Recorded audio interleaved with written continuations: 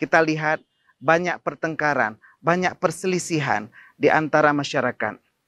Padahal sudah sepantasnya kita menjaga tali silaturahmi yang sudah Rasulullah ajarkan agar kita ikat kembali. Silaturahmi yang tadi terputus, kita ikat dan kita sambung menjadi suatu simpul yang berada dalam sebuah ikatan persaudaraan kita.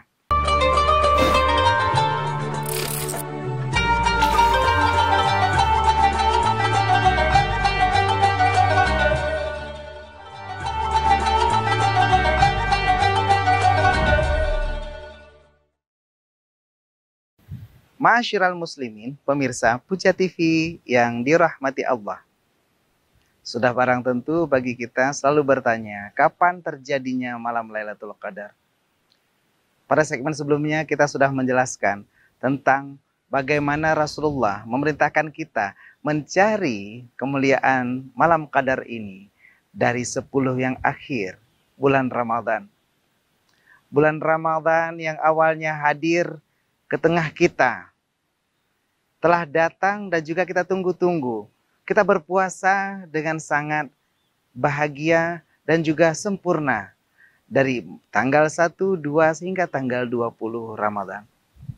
Tiba di 10 yang akhir, orang yang rindu dan ingin berjumpa dengan bulan Ramadan, maka dia akan beriktikaf dan mencari di 10 yang akhir bulan Ramadan. Bagi orang yang ingin lebih mendapatkan kemungkinan, possibility dari datangnya Lailatul Qadar ini, maka dia akan mencarinya di 10 yang akhir, terutama di malam yang ganjil. Kalau kita bercermin dari hadis Ubay bin Ka'ab, di mana Rasulullah menjelaskan pada saat 7 yang terakhir, disinilah potensi lebih besar terjadi untuk datangnya malam Qadar. Dan tugas kita, ma'asyiral muslimin dimanapun Anda berada, agar kita mencari di setiap malam-malam bulan Ramadan. Baik itu dari awal sampai akhir, kita beribadah dengan giat. Karena siapa yang tahu, siapa yang menyangka bahwa kita akan berjumpa dengan malam yang begitu mulia. Dia bisa berada dari malam 21, malam 23, malam 25, malam 27, bahkan malam 29. Dan inilah yang Allah janjikan bagi kita saat kita mendapatkan Lailatul Qadar. Malam itu langit bersih dan terang seakan-akan bulan purnama hadir. Akan tetapi karena ini adalah akhir bulan Ramadan, seharusnya saat itu bulan tidak lagi bersinar terang. Tapi karena kemuliaan Lailatul Qadar, maka bulan akan terlihat bersih. Dan juga bintang gemintang menghiasi langit, sehingga langit akan nampak bercahaya.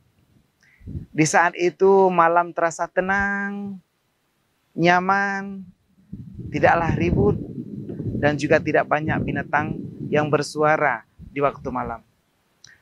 Malam itu udaranya sedang, tidak dingin dan juga tidak panas. Dan pagi harinya, menurut hadis riwayat Ubay bin Ka'ab, dan hadis ini dituliskan dalam hadis riwayat Muslim, Abu Dawud dan Tirmizi, bahwa pada pagi hari setelah tadi malam Lailatul Qadar, maka matahari seakan-akan tanpa sinar. Karena tanazzalul malaikatu waruh fiha bi'idzni rabbihim min kulli amr salamun hiya hatta matla'il fajr. Malaikat dan malaikat Jibril semua akan berada di bumi mendoakan kepada kita semua pemirsa Puja TV dimanapun Anda berada. Dan mereka akan naik ke langit semuanya setelah fajar menyingsing. Sehingga ketika matahari terbit, dia ditutupi oleh bayangan sayap malaikat yang begitu banyak. Ribuan bahkan jutaan malaikat yang terbang. Maka saat itu pagi menjelang, akan tetapi sinar matahari tidaklah terang benderang. Inilah tanda, walaupun tidak dalam sebuah hadis yang sahih, akan tetapi kita bisa melihat bagaimana kemungkinan kita untuk mendapatkan malam Lailatul Qadar ini. Ma'asyiral muslimin wa zumratal mu'minin rahimakumullah.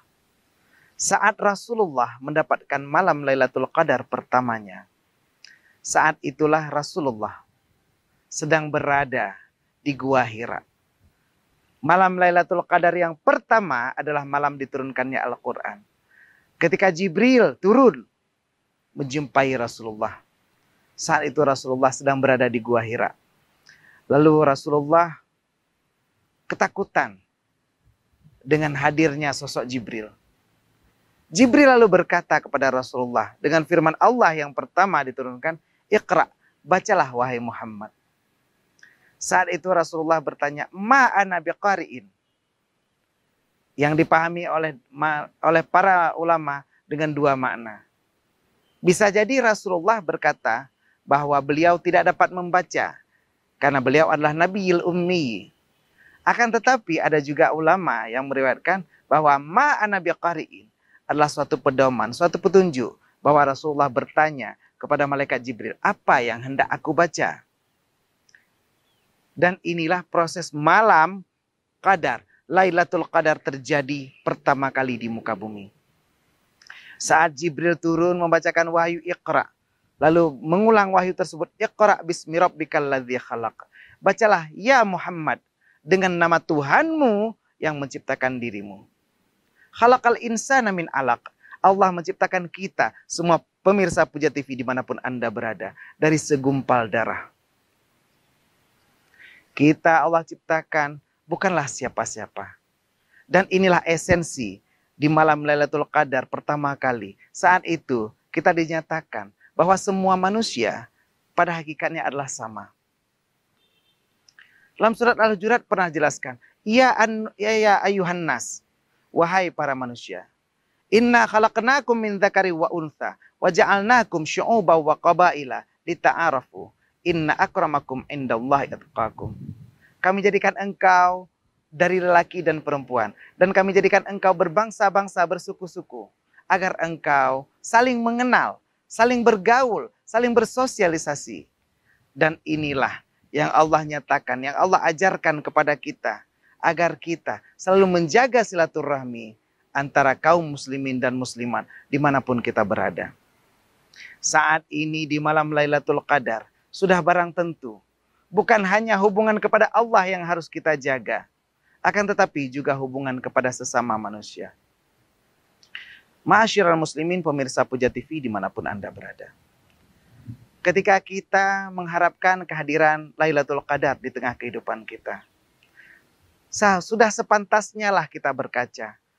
Sudahkah kita menghilangkan sifat ego kita? Sudahkah kita menghilangkan apa yang ada dan tertanam dari diri kita dari kesombongan? Padahal kita khalaqal insana min alaq. Allah hanya menciptakan kita dari segumpal daging yang tidak punya apa-apa. Apakah yang pantas kita sombongkan di muka bumi ini? Padahal kesombongan yang kita miliki adalah sesuatu yang menjadi cikal bakal dan pencetus dari permusuhan yang terjadi di antara sahabat, teman, dan juga masyarakat di sekeliling kita.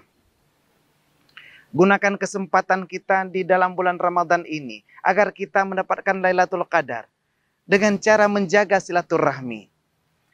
Kalau kita menjaga hubungan antara sesama manusia dan menjaga dengan ikatan yang Allah ajarkan, ikatan yang Allah berikan, wa'tasimu bihablim minallah. Berpegang tegunglah kamu kepada tali Allah. Dan saat itu Allah akan menjaga hubungan kita dengan seluruh umat manusia. Kalau kita bisa menjaga keutuhan tali silaturahmi yang ada di antara para masyarakat yang berada di sekeliling kita, saat inilah tidak ada seorang pun yang bisa memutuskan tali silaturahmi yang sudah kita bangun sebelumnya. Kalau kita melihat ada orang yang berupaya selama bulan Ramadan menghasut, mengadu domba antara sesama orang Islam, berupaya memutuskan tali silaturahmi yang terjadi. Dan inilah yang sering kita lihat dalam masyarakat. Saat bulan Ramadan hadir di tengah kita, saat itulah kita lihat banyak pertengkaran, banyak perselisihan di antara masyarakat. Padahal sudah sepantasnya kita menjaga tali silaturahmi yang sudah Rasulullah ajarkan agar kita ikat kembali. Silaturahmi yang tadi terputus, kita ikat dan kita sambung menjadi suatu simpul. yang berada dalam sebuah ikatan persaudaraan kita. Dan tali inilah yang akan tetap menyambung selama malam Lailatul Qadar itu berlangsung. Kalau kita menjaga ukhuwah, menjaga hubungan kita sesama muslim di masa kita beriktikaf di masjid, bersama-sama mencari Lailatul Qadar, maka perselisihan, pertentangan sudah barang tentu bukanlah sesuatu yang harus menjadi hal yang merubah hidup kita. Akan tetapi perselisihan yang terjadi di antara kita adalah sesuatu yang sudah sepantasnya kita buang dan membuat hubungan kita sesama manusia kembali terjalin sempurna. Ma'asyiral muslimin, pemirsa Puja TV yang dirahmati Allah. Kalau kita berkaca dan bercermin dari malam Qadar ini, di saat itu kita hadir dan juga kita yakin bahwa hablum minan nas yang kita jaga dan kita pelihara merupakan bagian daripada manfaat dan juga daripada doa yang kita panjatkan kehadirat Allah Subhanahu wa Ta'ala. Pemirsa Puja TV dimanapun Anda berada, kalau kita mengingat doa yang tadi kita bacakan, Allahumma innaka afuwun karimun tuhibbul afwa fa'fu anni. Ya Allah, Engkaulah Maha Pengampun, Engkau juga Maha Mulia. Engkau mengetahui kesalahanku dan dosaku kepadamu dan juga kepada sesama manusia. Maka saat ini ya Allah, aku akan memohon maaf kepada seluruh sahabatku, guruku, tetanggaku, saudaraku, abangku, adindaku, istriku, suamiku. Aku akan meminta maaf kepada seluruh manusia yang ada. Maka aku mohon ya Allah, agar Engkau bersedia juga memberikan maaf kepadaku di malam yang begitu mulia. Sudah sepantasnya lah kita meminta ampun terlebih dahulu kepada orang-orang yang berada di sekeliling kita. Saat kita menjaga tali silaturahmi, maka saat itulah Allah akan membukakan juga pintu maafnya kepada kita di Lailatul Qadar ini. Jika kita termasuk orang yang memutuskan tali silaturahmi, orang yang selalu bertengkar dengan tetangga kita, dengan teman kita, dengan sahabat kita, maka mungkin kita bukanlah orang yang pantas mendapatkan ampunan dan juga kemaafan dari Allah di malam Qadar ini. Ampunkanlah, maafkanlah orang yang selama ini pernah berbuat salah kepada Anda. Akan tetapi juga jangan lupa mintalah maaf dan mintalah ampun kepada orang yang pernah kita zalimi, kepada orang yang pernah kita sakiti hatinya. Orang yang sebelumnya mungkin pernah marah, pernah benci kepada kita. Gunakanlah kesempatan bulan Ramadan ini agar kita memperoleh hakikat daripada Lailatul Qadar. Mintalah maaf kepada sesama manusia, maka Allah juga akan memaafkanmu. Ma'asyiral muslimin wa zumratal mu'minin rahimakumullah.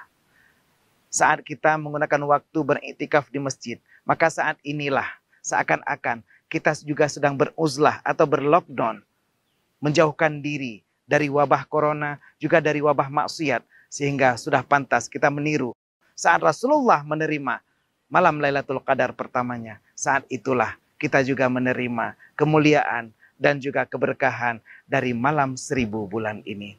Selamat berbuka puasa bagi Anda semua pemirsa Puja TV dimanapun Anda berada. Semoga menginspirasi dan memotivasi. Hadanallahu wa iyyakum ajmain. Wallahul muwaffiq ila aqwamit thariq. Wassalamualaikum warahmatullahi wabarakatuh.